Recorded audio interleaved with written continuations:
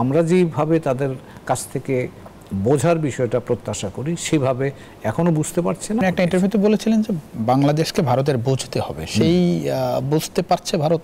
আমার এখনো মনে হচ্ছে না, এই পরিবর্তনের পরে তাদের সম্মুখ উপলব্ধিটা করতে পারছে না। আমার এখনো তারা আনুষ্ঠানিকভাবে বুঝবার চেষ্টা করছে, এবং যে আনুষ্ঠানিকতা আমরা দেখেছি এখানে অন্তর্বর্তীকালীন সরকার যখন হয়, প্রফেসর ইউনূস যখন ওথ নেন, তারপর মোদি সাহেব ওনাকে অভিনন্দন জানিয়েছেন, ভারতের পররাষ্ট্রমন্ত্রী মাঝে মধ্যে ইতিবাচক কথা বলেছেন।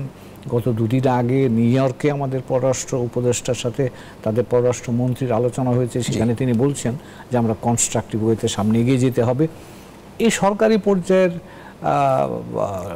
মেসেজিংগুলো মোটামুটি আমি দেখতে পাচ্ছি, কিন্তু জনগণের ক্ষেত্রে ভারতের সামাজিক পর্যায়ে আপনি পত্রপত্রিকা যদি লক্ষ্য করেন, নেতৃবৃন্দের মুখ থেকে যদি লক্ষ্য করেন, সেখানে কিন্তু এখনো সহানুভূতির বাণীটা খুব একটা শোনা যাচ্ছে না, বরঞ্চ উল্টোটাই আমরা দেখতে পাচ্ছি। পট পরিবর্তন কি ভারতের জন্য একটা বড় ধাক্কা? মানে শেখ হাসিনা সরকারের এরকম পতন, এটা কি ভারত আজ করতে পারেনি?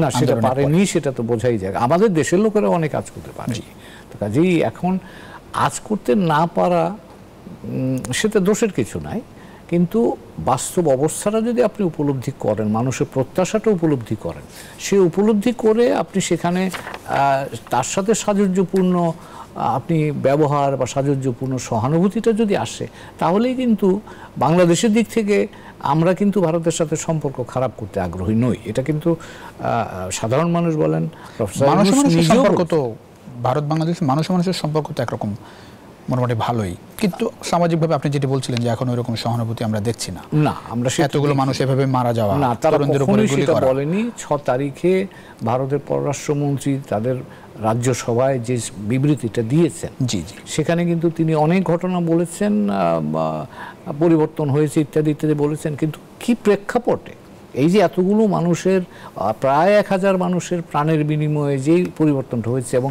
সেখানে কি কারণে এই বিক্ষোভটা বা জন আন্দোলনটা হলো, সেটা কিন্তু তিনি ভালো ব্যাখ্যা করেনি। কারণ আমাদের কাছে কিন্তু এই মানুষের প্রাণহানি এটা কিন্তু মানুষকে এক হতে সাহায্য করেছিল।